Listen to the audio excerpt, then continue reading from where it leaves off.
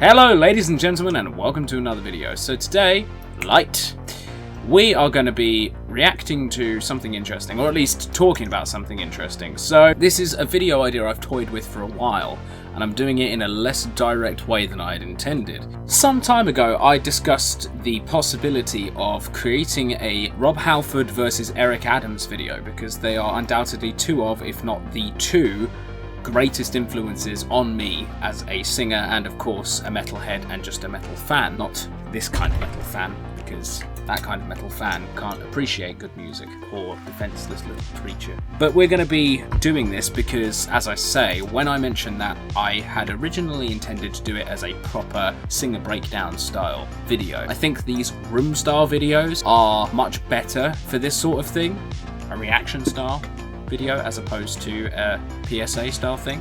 This song I think is the only song that Eric and Rob have both sung, and both sung the exact same version of.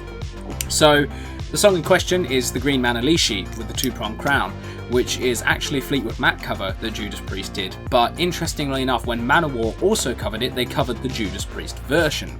And a lot of Manowar fans, most of whom will know of the existence of my channel, are probably scratching their heads, and the die-hard fans know exactly what I'm talking about, and most of you will be scratching their heads as to how and when Eric ever covered Green Manalishi. Well, it was during a live medley that Manowar did for a Christmas party, so-called in said medley, in Germany, I believe in 1989. So that would have been the David Shankle era, and this is the only song they've both done. So I'm going to start with the OG Judas Priest version, and for this I've gone with a live one because going off of the record doesn't quite count, because these are both live renditions. So we're going to go with Rob's live version of this song at Live Aid 1985, and then we're going to go with Eric's version 1993 for Manowar. I do apologise, and again I believe that means for sure it was during the David Shankle era of Manowar, so that's who would be on the lead guitar for this song. So we'll start with Rob.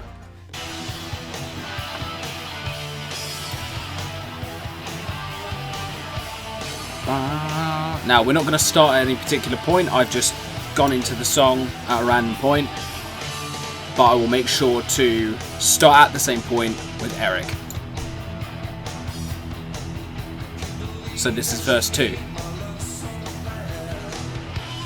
See Rob's mid-range, bad. It's lovely. So raspy, man.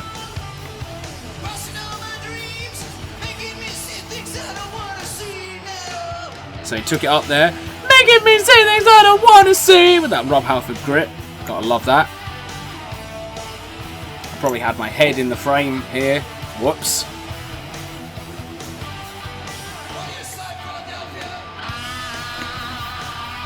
KK Downing on the guitar there. Gotta love that. So we're gonna skip ahead a bit because we're not reviewing Ken today. We're reviewing Rob. So here we go. Cause you're the green. Ba da da da da da da da.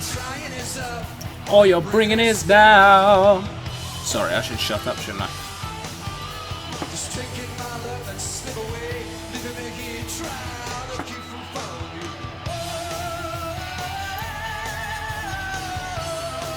So those first woes are very, very relaxed. Look at that for a high F, I think, high G. I have seen this before, it's about to get real.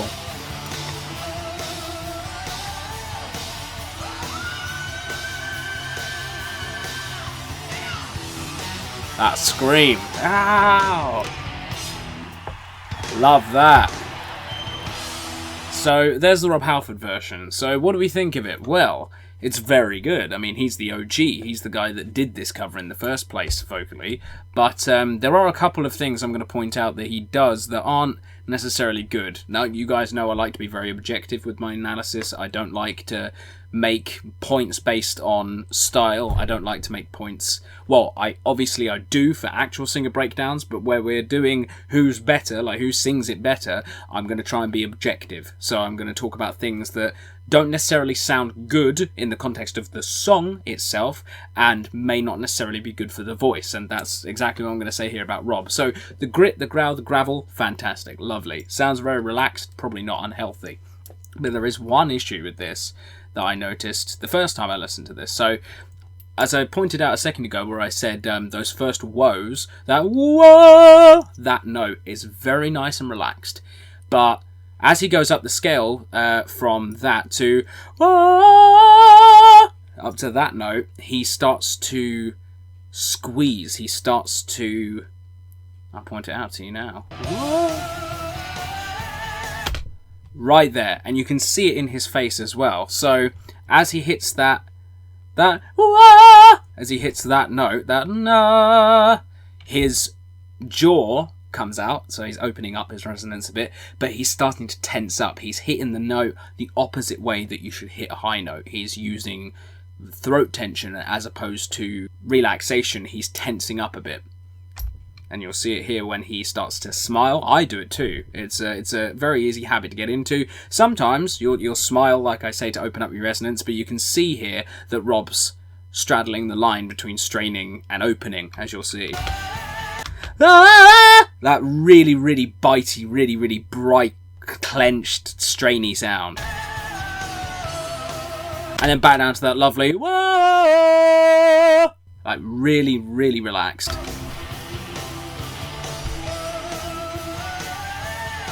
Oh, he just touches it there. He doesn't continue because he's probably feeling what's going on, and he knows that if he holds that note, it's going to break at some point, because you are putting strain on your voice there, because you're basically forcing the sound. And Rob, you can tell, knows it, because the first time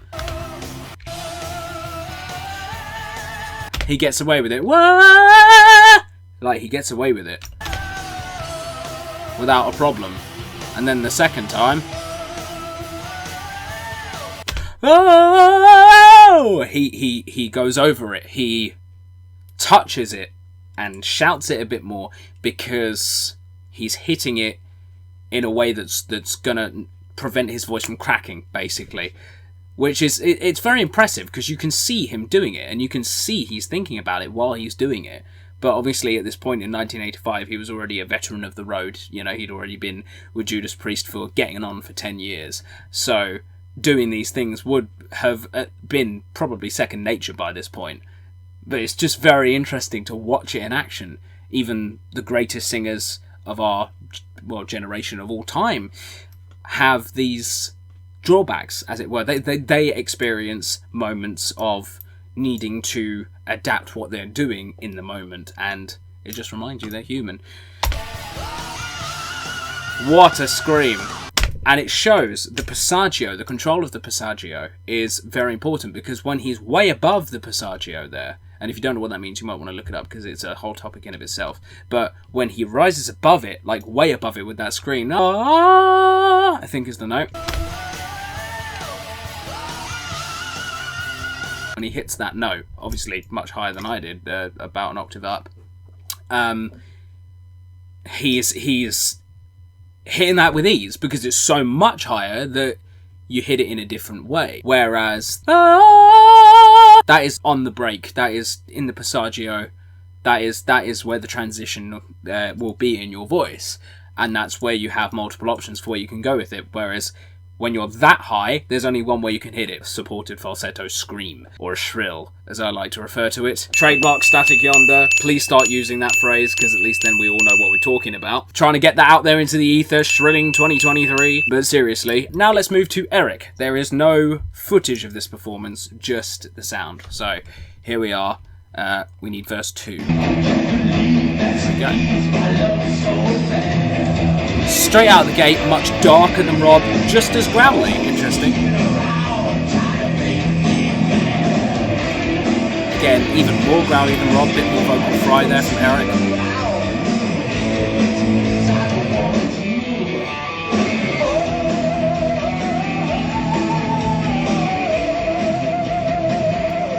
His lower O's, very relaxed, just like Rob.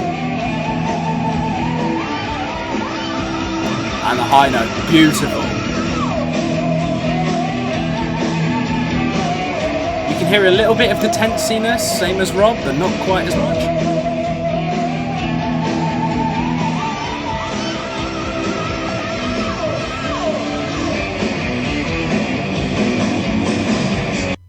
And then they go straight to Rock and Roll by Led Zeppelin. So there's Eric's performance. It's cut down. They miss out a verse and some other bits and pieces, but again, it's part of a medley Manowar did as opposed to the full song, but it's the best we're going to get, so that's predominantly why I've gone with that part.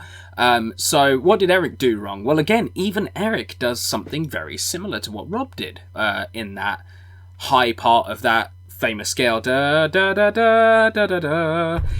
When he hits that the top of that scale, the very top of that pyramid, da da da da da da da, he also tenses up a bit the first time. I'll play it again. Take this out of context, I dare you. You can hear he tenses up a little bit there as well, but with Eric it's much more relaxed. Again, it's something that I've been a big proponent of, as Eric maybe being better than Rob in a particular way, is that his voice is much more relaxed, much more natural, much more covered, much more restful in many ways. But as you can hear, it's also much darker, and that might indicate that he's tensing up maybe even just as much as Rob is, and it's just less obvious because his voice is naturally darker. So if you have a naturally very dark voice, it's going to take a lot more to brighten it up. Same with Rob having a naturally very bright voice, and that's the difference between Eric and Rob. Rob has a very gritty but bright voice, just lovely relaxed tenorish tonality to it most of the time, but Eric has a very dark yet also relaxed and warm tenorish voice. As I pointed out before, just as gravelly, just as growly, but he does have a little bit more vocal fry. Personally, actually, I don't like that, and I'm going to play it again.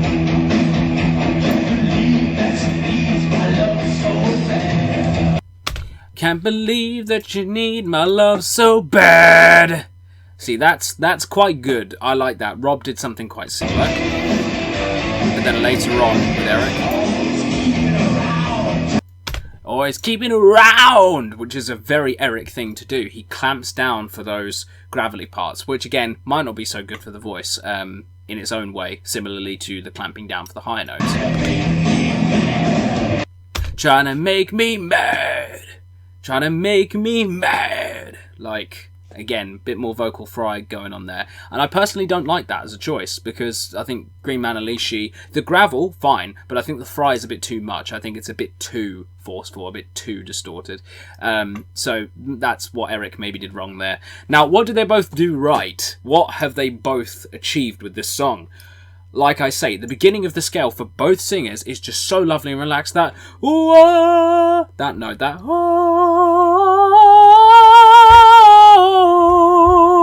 obviously I'm doing it falsetto because otherwise I'll peak the fuck out of this narration. But you can listen to them both do it side by side and see what I mean. So relaxed.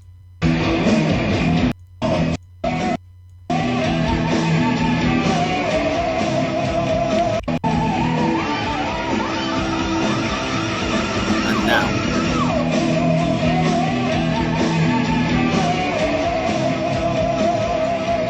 So the woes are so lovely and relaxed. Now let's compare the high notes. So Rob's first high scream, which is the same note as the scream Eric does, goes obviously like this.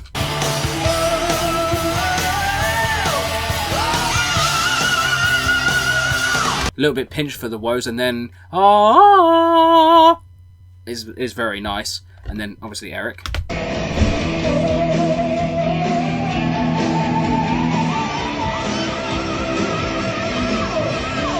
So I think comparing the two there, obviously the way Rob screams it is very Rob Halford. It's very flat in the tone. I don't mean flat as in flat, a flat note. I mean it's very stable. There's less vibrato. There is vibrato, but there's a lot more grit and gravel, and the note is a lot more, ironically, a lot straighter. There's less wobble. There's less vibrato.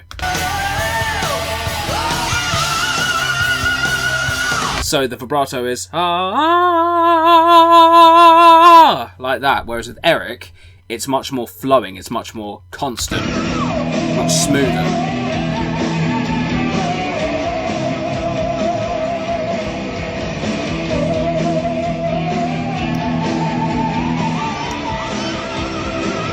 So Eric, it's it's much more consistent, whereas Rob's, like I say, is much more of an afterthought. Eric's is much smoother, it's much more flowing, it's much more a part of the whole phrase. Eric's phrasing is much better in this. And again, yes, you call me biased or whatever. It's not true. Eric's phrasing is better here because it's much more flowing, it's much more free, and it's much more it's a full phrase, whereas Rob stops, which is again more of a stylistic choice, so I won't look into that too much. But the way Rob does it is the way Rob does it, the way Eric does it is the way Eric does it. I prefer Eric's version because it's more constant, because it's one note flowing seamlessly into the other, whereas Rob's, as opposed to Eric's, is much more live. There's a lot more cutting off of the notes for his breath, which is fair enough. So that's maybe a point in Eric's favour, but again, this isn't a proper singer breakdown. This is mainly my opinion for you guys to then make your own conclusions off of. I'm showing you what this comparison is. I want you guys to decide what you think, but this is merely what I think. So personally, as far as live goes, performance-wise, unfortunately, there's not much we can compare because we don't have a video of Eric singing this. Rob's performance is just great. The way he struts around the stage, the way he's got, the leather jacket and the bandana and the glasses. He's just like your classic rock stereotype, like proper heavy metal frontman with the spike bracelets and so on and so forth. Now, obviously, let's hear that last scream one more time. Oh.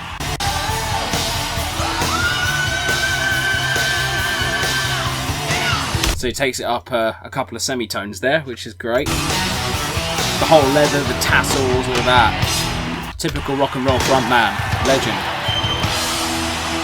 And then obviously where Eric does it, he still hits the same note as before. He doesn't take it up like Rob did. So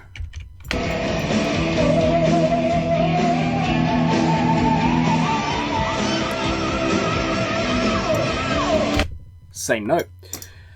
So yeah, again, performance-wise, not much we can say, but as I say, I personally prefer Eric's because it's more flowing, but then again, Rob is Rob, and I like the way Rob takes it up at the end, something Eric could have done. Obviously, Eric's going with the original written notes for that part, which is fair enough, but Eric's going with those written parts, but he could have gone up like Rob did. I personally like that a lot because it ends it on a high note, like a higher note than even is written. So there we are. That's my comparison. Eric versus Rob, Green Manalishi with the two-pronged crown. Let me know your thoughts in the comments below and take this away and draw your own conclusions. That's what this is all about. I want you guys to enjoy yourselves with this. Take this and think up your answer. I'll see you all in the next video. Until then.